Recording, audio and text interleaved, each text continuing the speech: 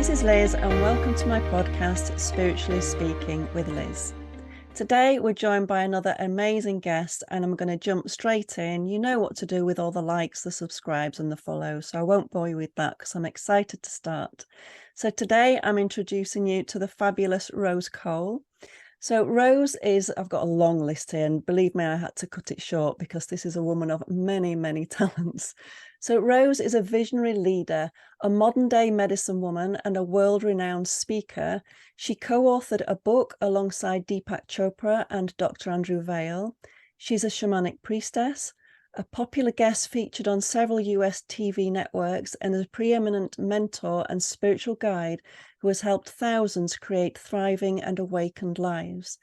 Rose is also a minister and president of a 501c3 non-profit Beauty Way in Unity, whose mission is to raise money and awareness to protect the sacred lands and traditions of our world's earthkeepers and healers for future generations. More to go. Rose also founded the Sacred Oak Academy, which is one of the world's most in-depth training programs in universal shamanism and the home of miraculous transformations. The Sacred Oak Academy offers the Guided Energy Medicine Certification Program, and her aim is to train and certify people from all over the world in the core medicines of shamanism and quantum healing tools through her international certification, in the belief that as more people live with these abilities activated, the world awakens to a new consciousness. Rose, thank you so much for joining me. Thank you for having me, Liz. It's really an honor and a joy to be here. Thank you. Okay, I want to dive straight in and to where it all started for you, because it started at a very young age. So I'd like you to tell your story. I would love to. Thank you. Well, when I was very young, under the age of 5, I remember being connected to the unseen world. And I didn't know that that was unusual because that's how I had always been. So I just had a real sense of peace and connected to something bigger than myself. I could feel what other people were feeling emotionally. I could speak to ancestors who had crossed over to the other side. And there was a story where my great-grandfather, who I was very close with, he had passed over, and they didn't want to tell me because I was only 3 and they thought I wouldn't understand. So no one told me that he passed. But that night I went to sleep and I woke up in the morning and I said, "Oh, great-grandpa Harry's gone." And everybody looked at me like, "How did she know?" And I said, "But it's okay. He said goodbye." And so I had many stories like this, and I would recite to my parents whole past lives in other countries, and I describe things in detail that I had never seen in this lifetime, and I would speak in other languages that I had no direct connection to in this lifetime. And there was also a story where my mom said that my teacher called home when I was in kindergarten and said, "Did you know that it was Rose's day in kindergarten for show and tell?" And here in the States, show and tell means that the child gets to bring something to share with the class. Like most kids will bring a toy or a doll. But I gave a presentation about life after death and about different realms of consciousness. And my mom was stunned because she didn't even know it was my day, and she didn't really know what to do with this or where I was getting this information. But this is what was near and dear to my heart. This is what was on my mind. But everything changed right before my 6th birthday, where I experienced some severe sexual trauma. And so during that time, out of a way of preservation, I shut down my seeing and my gifts and my abilities just to cope. And during that time, also, there was a change in my house, and both my mother and my stepfather were developing pretty severe drug and alcohol problems, hard drugs.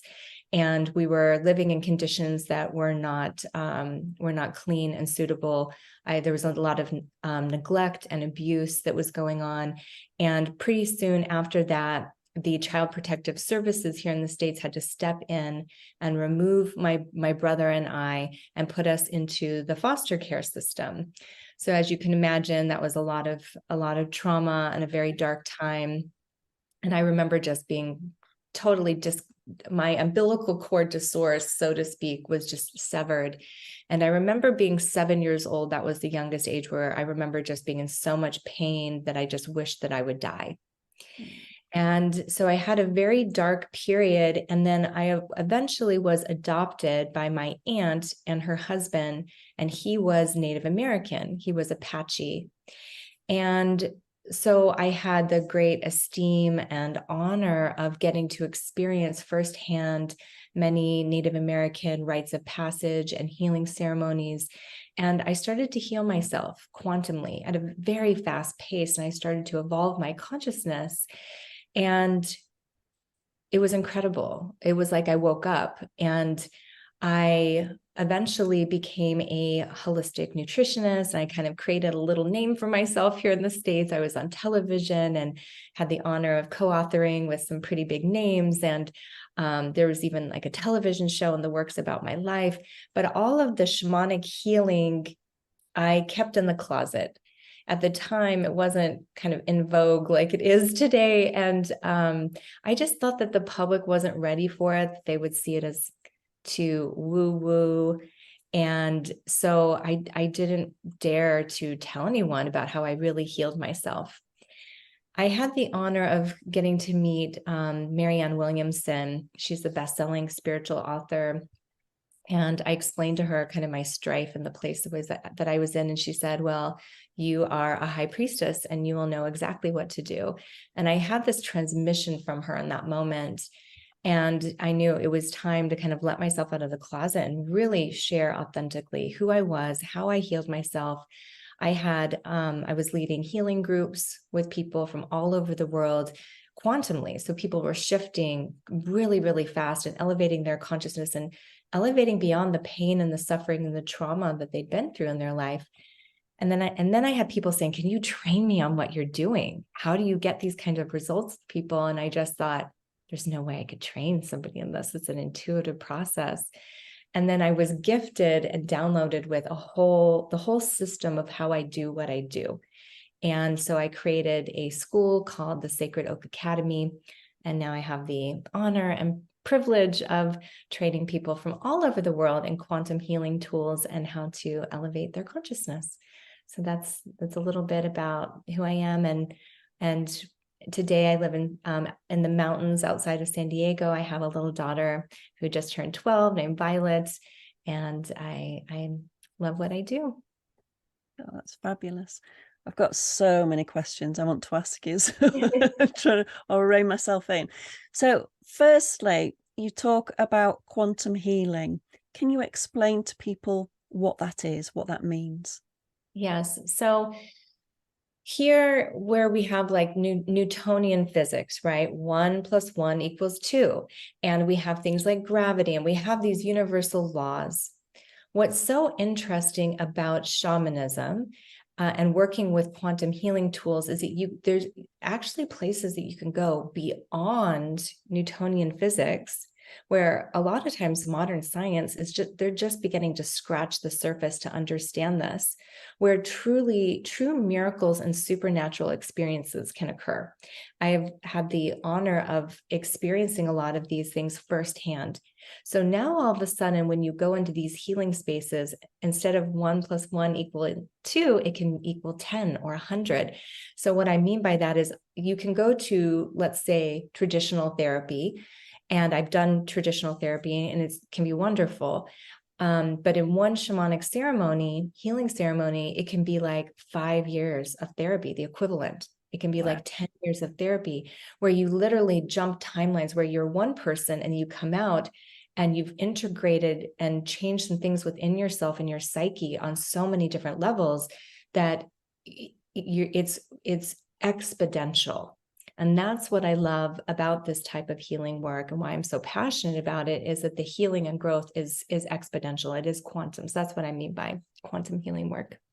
Okay. And so your aunt's husband, so your uncle, I suppose, in all intents and purposes, did he teach you a lot of this? Or so you had like the rites of passage.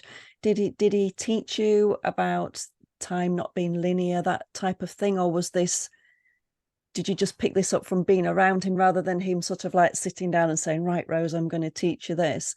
Is it just what you picked up from him with the rites and then with your downloads as well?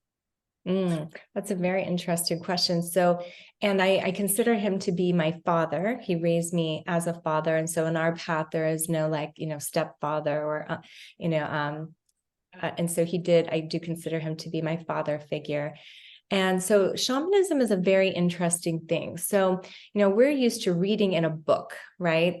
And the mind, and here, in the Western learning, we think about learning through our mind. Mm-hmm. Shamanism is about direct revelation, direct experience. So I learned from being in his presence and from being in ceremony and receiving it as direct revelation in ceremony. He also, of course, imparted a lot of wisdom to me, but I'll tell you, the biggest thing that I learned from him was watching his own journey. Because when we were very small kids, he actually was quite volatile and very overly emotional. And he even would like hit us. He wasn't a very grounded person, and he wasn't connected to his spiritual path when we were very small. And then we lost his daughter, who was like a sister to me, in a car accident. And it facilitated a profound awakening for him and reconnecting to his spiritual roots. And he ended up becoming a pillar of the community and teaching about native ways and traveling all over the world to speak about these ways. And I watched the trajectory of his healing and evolution. Wow. And he elevated himself at such a pace that was so profound that at the end of his life, he actually entered into a state of consciousness called sainthood. He actually was a living saint. At one point, he was even brought together with the Dalai Lama to meet the Dalai Lama. And so people gathered from all over the country at his bedside when he passed to just be in his presence and say their gratitude for what he had taught him. And so it's interesting. Shamanism, you learn in a different way. You learn from being in ceremony.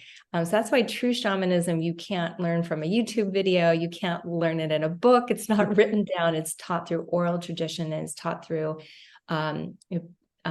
direct experience. Yeah. But then I've gone on from there. I've studied with several other different shamanic paths and different medicine carriers and medicine people, and was initiated as a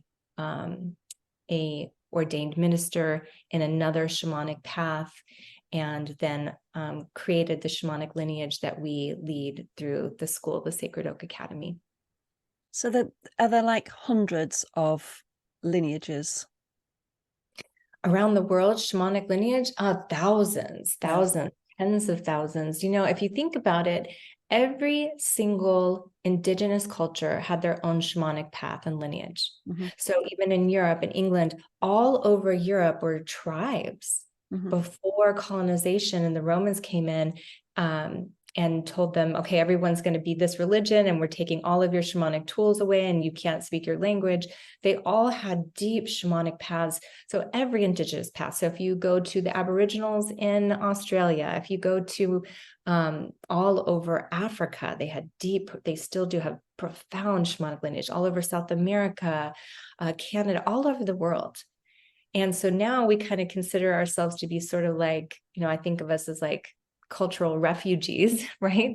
A lot of us are, disconnected from our roots. There's been a gap because of colonization. And now we're in the process, I believe, of reclaiming all of these sacred ways of healing and living. And so that's why there's been a resurgence in that all over the globe. That's amazing. Now, the thing that seems to run through all areas of shamanism, and please excuse my ignorance if this isn't correct, but there always seems to be the drumming element. I would say most, I can't say all, but most different shamanic paths have some kind of sound healing or a vibrational element to their healing method.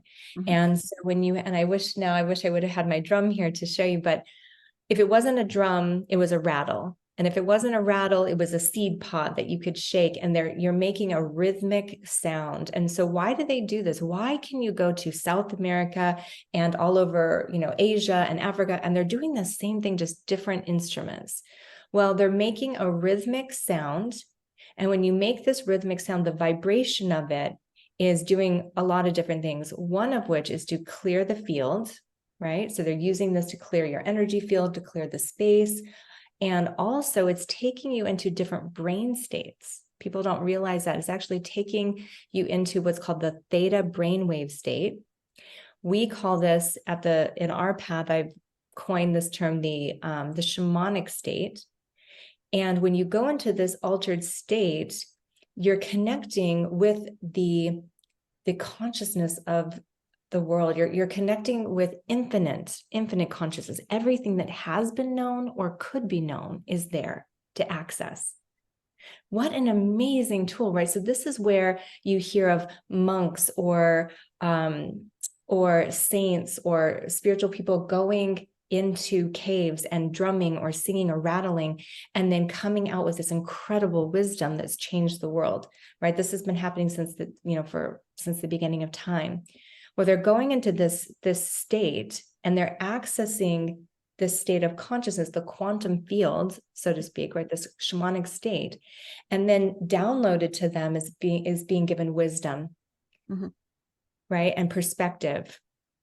It helps to also regulate your nervous system. It takes you into your higher self. So one of the big things that we do at our school is I'm teaching people how to enter into this state, how to work with this state, how to take their clients into this state. So that's part of what we're doing, because it's incredibly healing. You can have a problem that you can't figure out with your mind, seems just insurmountable. You can't figure out a solution. And then there's all these different practices of entering into this state, and all of a sudden, pops into your mind the perfect solution that was right under your nose that you couldn't see before. So this is what people have been doing since the beginning of time. I can remember the first time I experienced drumming, and I didn't really want to go. It was just a friend was going like, "Oh, come along," and I was like, "It's not really my thing," but okay. So I went. I was open, and I was blown away by the fact that as soon as that drum started, so it started off a slow rhythm and then slowly built up, and then towards the end back down again. And the experience I had was so profound, so palpable. It was just, I couldn't understand what that drum had done to me, if that makes sense, because as soon as I heard it, I was, well, now I know what it is, but I didn't. I was gone. I was out of Liz, and I was free. This freedom, this sense of freedom that came with it, and it was just incredible. And the lady running the circle said that it's likened to the heartbeat of your mother. So it's the connection to the heartbeat of your mother, the heartbeat to all of our mothers, Mother Earth. And I just found it absolutely profound. Yes, that was the first sound that we heard, was the heartbeat of our mother.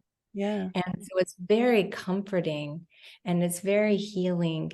And yes, the heartbeat of we have the Schumann resonance, the heartbeat of Mother Earth. And so that's why it's so important for us to return to the heartbeat. The heartbeat of the mother is incredibly soothing and comforting for our nervous system, for our body, our being, and taking us into our higher self. And I like to say transported, right? Like transport. Absolutely. Yeah. Sometimes you can actually see visions and our different gifts and abilities come online. Yeah. So in our path, we can use a rattle or a drum, but we also have other techniques and ways to go into the shamanic state that don't require any instruments. And so I find that's what universal shamanism is. What I discovered from studying all of these different shamanic paths is that every shamanic path has three things in common. They just have different tools to get there. One, they know how to work with energy. right? They know how to transmute energy. They can move energy out that's not wanted, bring in energy that is wanted. They just have different tools for doing that. They can sense energy. They can read energy. Number two, they know how to work with the shamanic state. They know how to access it and work with it for infinite possibilities, to create miracles. Literally, you can have somebody that has a tumor use vibrational medicine, go into the shamanic state, and literally afterwards not have a tumor, like medically verified. We've had it happen 3 times in our path that a tumor was medically verified. And after one session with the energy work that we did, it was not there anymore, and stumped all the doctors who were just about to do surgery. It's not there anymore. How fantastic. Isn't that incredible? Amazing. And then there's also, and then they also know how to speak to spirit. They know how they have different tools and ways of communicating and speaking to and having a two-way conversation with the divine, with spirit. And so, yeah, we've been doing this there's evidence of shamanism being practiced 100,000 years ago. Wow. This is the oldest spiritual and healing path in existence here on this planet. That's mind-boggling, isn't it? That length of time. Yeah.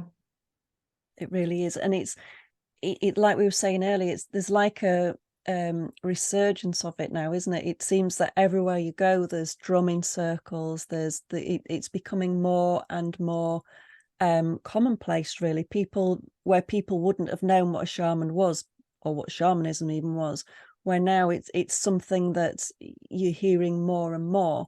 And I mean, obviously that can go 2 ways, can't it? I think there's the positivity that people have, the awareness that people understand about the quantum field, that people understand that how we should respect the earth, about what we can do and how we can be in ourselves, I think. But then there's also the dangerous side of people saying that they can do these healings, and when they've done a 1-day workshop on YouTube or something. Yes, that is that is the up and the downside of this. How incredible that we get to reclaim these schools, and we have to, be discerning who we go to. And that's why in our path, we don't consider ourselves to be healers. We don't train ourselves as healers. We don't train ourselves to become a shaman. We believe that we are reconnecting you with your own healing ability, that you are healing yourself. We would never want to take your power away and say, we are healing you. And do not call ourselves shaman. There's actually a very specific lineage that comes from the Tungus tribe in Siberia. And those are the only true people that can call themselves a shaman. You have to actually have been initiated and born into that tribe. So everyone else around the world, and if you talk to indigenous people, they don't call themselves a shaman. If you're even from North America, the Native Americans, they don't call themselves shaman. They would never call themselves that. Or South America, all over the Amazon, they don't call themselves a shaman. They have different names that they call themselves, and they might call themselves a medicine man, or they might be called a medicine man or a medicine woman. But so anyway, that word is kind of thrown around a lot. People say, oh, but if somebody calls themselves a shaman, I always that piques my interest. That makes me curious a little bit. So we don't train people to become shaman. We're training people in the shamanic arts, the shamanic healing arts, and they become a shamanic practitioner. They become certified in guided energy medicine, but we're not becoming shaman, because we want to have honor and great reverence for that particular lineage that's coming from Siberia. So that's one of the things I love educating people on. Absolutely. So while we're talking about education, would you like to tell us a little bit about the Sacred Oak Academy? Sure. What would I like to say about that? Well, we have a year-long certification. We have students all over the world because we're able to teach virtually. And then we have people, if they're able to, come out to the States for the in-person intensives. And we're really teaching the core principles of universal shamanism. So we're teaching people how to work with energy, how to do energy alignment sessions, how to speak with the divine and have a two-way conversation with spirit. We're teaching mediumship, because that is part of every single shamanic path around the world. And we're also teaching quantum healing tools about how to work with beliefs. And we kind of think of ourselves as coders, like for computers. Yeah, I like that. Because we're helping to recode, take out, we're helping, replace old, outdated coding that we've inherited from our ancestors that's no longer needed or necessary for this time, and upgrading it. And so we're upgrading our operating system, so to speak. So I teach other smaller classes too, for people that aren't ready to go on to like the year-long program. I teach programs, smaller classes and workshops for upgrading our consciousness. That's what I'm passionate about, because I know that when more of us reach that critical mass, as we keep upgrading our own personal consciousness, we change the collective consciousness here on this planet. And that really, really, that excites me. Well, I totally understand why. So let's shift to Rose personally. What do you do on a daily basis? What are your non-negotiables? So Violet would know to write, okay, can't disturb mommy because she is whatever. So what would you say daily? What do you have to do, or not have to do, but what brings you pleasure and what keeps you centered? Yes, my daughter would be able to say this very clearly because she does know those times. Well, in our path, and every single path has different ways of doing this. We have our own practices we use every day for centering, grounding, meditation, and clearing our field, disconnecting cords, connecting to the divine, anchoring ourselves. And it is a non-negotiable for me. As many people watching this probably know, the more awake and aware we become more sensitive. We just do. And we're not becoming crazy. We are more sensitive. We're more sensitive to energy. When I don't do my daily clearing, centering practices and meditation, I feel it. I feel everything out in the collective. I'm like a sponge. I'm mopping it up, and that's how I was when I was a child. I was mopping up everybody else's feelings and emotions. I didn't know what was mine and what was other people's. So it's really important. I'm really big into teaching energy hygiene. Mm-hmm. And so, I'm not perfect with it. There's days I forget or I don't do it. And then I go, oh, now I can feel it. Now I'm paying the price. Mm-hmm. So, and then the other thing is spending time in nature. Mm-hmm.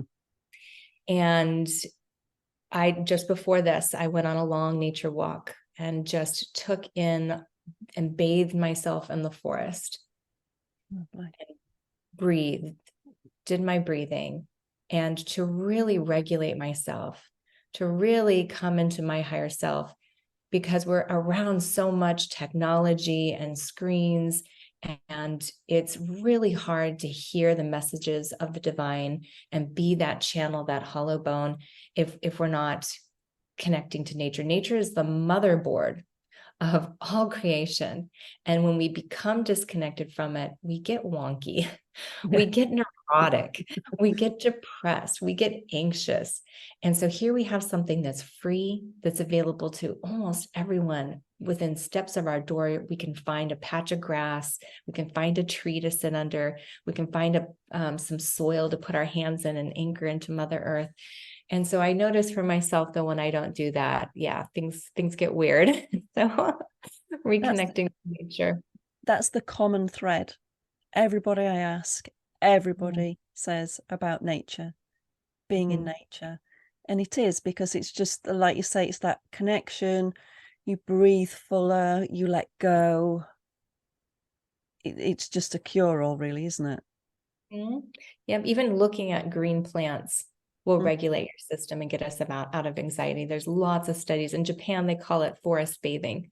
Yeah. So even if nothing else, if you're feeling overwhelmed and depleted, like for myself, I know, okay, I'm going to get a towel or blanket and just go sit outside and make myself sit still, cultivate presence, and have solitude. Every spiritual master that I know, that I look up to, they all say the same thing, that we need solitude, that we need some kind of meditative practice, and that we need nature. That's what the common thread seems to be across the board. That was my next question. I was going to say, what would you, as Rose now, to that younger Rose who was, well, there's still some aspects of it you can answer. So to that younger Rose before Marian Williamson, who didn't want to fully come out of the closet, so to speak, what would you say to her now? I love this question. I wish I could go back and whisper to myself and say, stop caring about what everyone thinks. Take yourself out of the rat race, opt out. I wish I would have done it years earlier, where I just, taken myself out. And I wish I would have known how simple it was to just stop caring about the likes on the social media or trying to prove anything to anyone, and to not make any of these things my identity. That my identity is not my bank account or how many clients I have or how many likes I have on social media. And I wish I could tell myself, oh, I'm getting emotional even thinking about it, that true success is based on your sense of peace. And your sense of peace, for most people, I find, is directly related to how much presence you've cultivated, how much presence you can cultivate. And that seems to be the key. And I wish I would have known that key sooner. It would have been a lot less struggle and strife. And, it was all part of the journey. And there's lessons along the way, isn't there? And I think, but we are conditioned to care what people think. There are very few people from a young age that aren't conditioned to that. It's true. And like you say, with social media, that has, looking at the likes, looking at the views, that's an easy spiral to go down if you let yourself. What we look at on the outside. I used to do so much to, dyeing my hair and painting my nails. It was obsessive. And I was a professional model when I was younger, which just compounded it. And it was just so many women and men. Your external, the way you look externally is your identity. And when you peel that away, it's so incredibly freeing. And then I went through the period of like, oh, well, I need to make money. I need to prove that I'm successful. I need to, it's what kind of car I drive or what kind of house I live in, all those external things that it's so freeing when you let all of that go, when you just take yourself out of the whole rat race. In hindsight, it's like, wow, it's such mania. And there's so much peace when you just opt out. Yeah, definitely. But everybody's on the treadmill, aren't they? On the treadmill of life. So how can you put that across to Violet? How can you encourage her, or what do you do to encourage her, and for any other parents listening, to encourage the child to be themselves, to not get pulled into social media? What tips could you give there?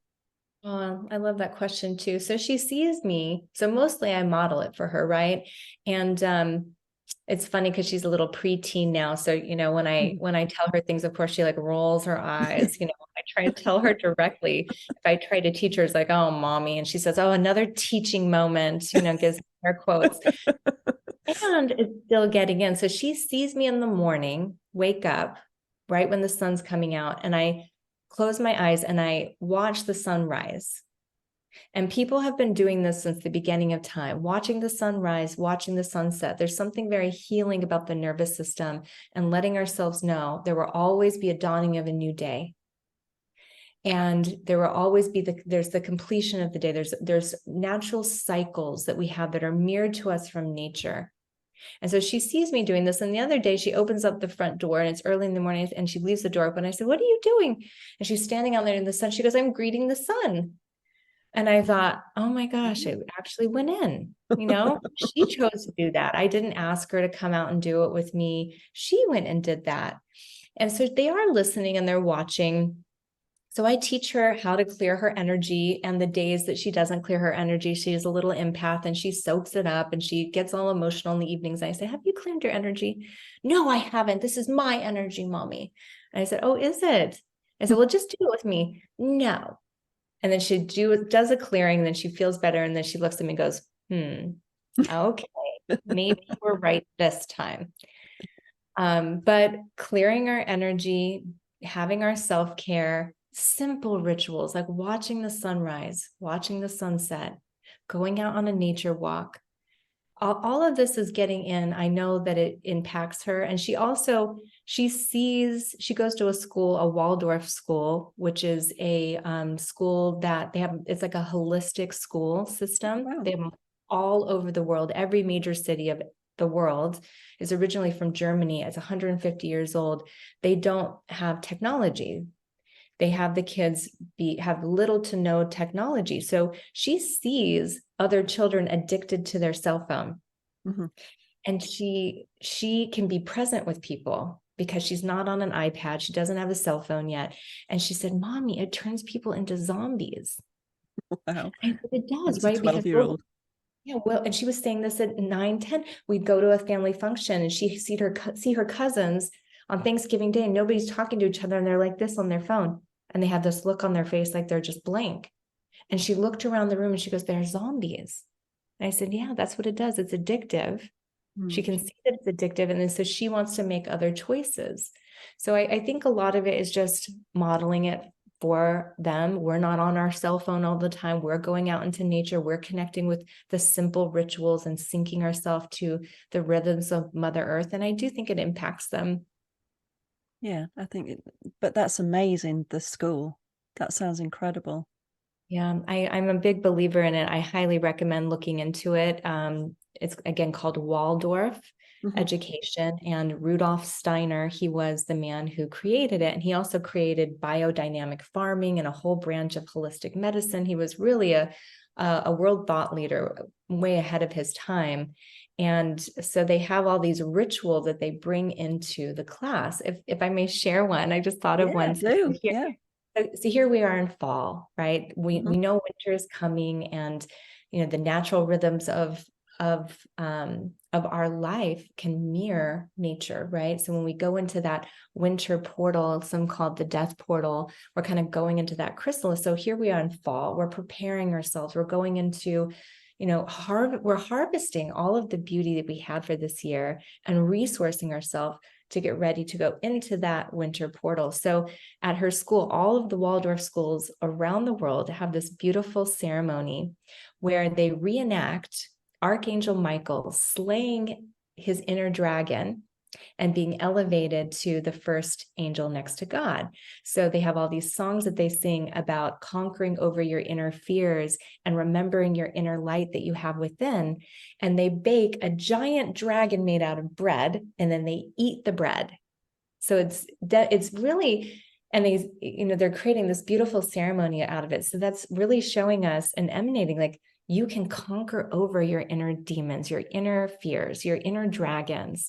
And they have all these beautiful verses and songs that are teaching them about, again, remembering that inner light and preparing themselves for going into this dark winter months. So, for thousands of years, we had these cherished, beautiful rituals and ceremonies that we can use to help us through these big transitions in life, to help us. Humans aren't very good at transitions.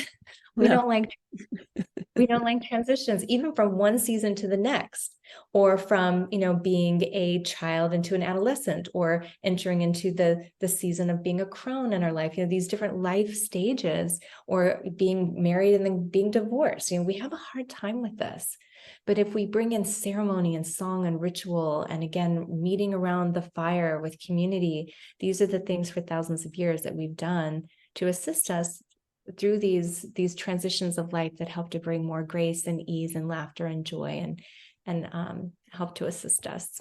So each month you offer a free virtual drumming circle, don't you?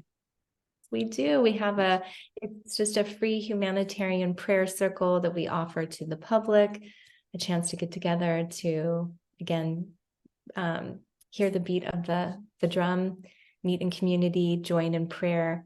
We have people from all backgrounds, all beliefs that join us. Yes. I'll put details of that in the show notes, because obviously you're Pacific time, aren't you? So we're 8 hours different. So I have to do it normally the day after, or that, yeah.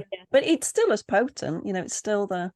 Yes, it just depends on where you are on the globe. We moved it back a little bit. I know it's a little late for you guys there. It's like in the middle of the night, but you can watch the replay. We put it on our YouTube channel, and the link is always the same. It's just rosecole.com/circle. So it's ROSECOLE.com/circle. And then you can see we try to get the next prayer circle registration up about 2 weeks beforehand, and you're welcome to register and share with others. And we do energy work. You get to experience the type of energy work that we use in this path. So, it's amazing the feedback that we get as people come feeling overwhelmed or frazzled by life. And then by the end, just a short hour and 15 minutes later, they feel calm, dropped in, grounded, connected. Anxiety has vanished, depression has uplifted. How can you do that in an hour and 15 minutes? Well, that's the power of getting to come into the shamanic field, and why we've been meeting with the drum in community for so many years, so many centuries. It's definitely worth attending, guys, if you want to do that. So before we close, your team told me that you had a free gift for our listeners and viewers. Yes, we have an e-guide that talks about the different 9 shamanic gifts. And many people don't even realize that they have these gifts, or that they are gifts. And there may be some on there that you've never even heard of before. And there's a description of them and a little prayer that you can do to activate these abilities within yourself. So you can just go to rosecole.com/free gift. And you can download this guide. And so again, it's ROSECOLE.com/free gift. And again, I'll put all that in the show notes. Thank you. Thank you so much. I feel like I've only just started and I could go on for hours, but I know we can't. But thank you so much for joining me. I've absolutely loved having you on. And thank you for sharing your wisdom with us. And thank you for all you do. Thank you so much. Thank you for this opportunity, and also spreading your beautiful wisdom and making this available to so many people around the globe. So thank you for the sacred work that you're doing. Oh, you're welcome. Thank you. Guys, thank you so much for joining us. I'll be back again soon with another very exciting guest, and I'll see you then. Take care. Bye.